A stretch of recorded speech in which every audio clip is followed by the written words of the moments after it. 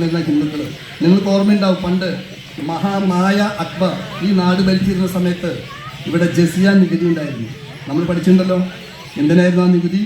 നമ്മൾ അമ്പലത്തിൽ പോയി തൊഴുത് കുലിയിട്ട് വരുമ്പോൾ നമ്മൾ നികുതി അടയ്ക്കണം സർക്കാരിന്.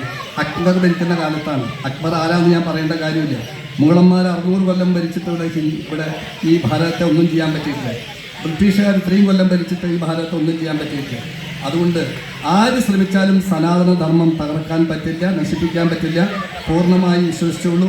അതെന്തുകൊണ്ടെന്ന് വെച്ചാൽ രാഷ്ട്രീയ സ്വയം സേവക സംഘത്തിൻ്റെ ശക്തി ഈ നാടിനുണ്ട്. അതുകൊണ്ട് മാത്രമാണ് അത് നശിക്കാത്തത്. അത് ദൈവത്തിൻ്റെ മാത്രം ശക്തിയല്ല, ദൈവത്തിൻ്റെ മക്കളായ നമ്മൾ. പണ്ട് ഭഗവാൻ കൃഷ്ണൻ പറഞ്ഞതുപോലെ സംഘശക്തി കലിയുഗത്തിൽ സംഘടിത ശക്തിക്കാണ് വിജയം ഉണ്ടാവുന്നത്. ആ സംഘടിത ശക്തിയായിട്ട് നമുക്ക് മാറാൻ പറ്റണം, എങ്കിലേ നമുക്ക് വിജയിക്കാൻ പറ്റുള്ളൂ. അതുകൊണ്ട് ശക്തിയോടുകൂടി ഹിന്ദു ആരാണെന്ന് വെച്ചാൽ ഞാനാണ് ഹിന്ദു എന്ന് പറയാൻ പറ്റുന്ന അവസ്ഥയിൽ നെഞ്ചു നിവർത്തി നമുക്ക് പറയാൻ സാധിക്കുമ്പോഴാണ് ഹിന്ദുവിൻ്റെ വിജയം ഉണ്ടാവുള്ളൂ.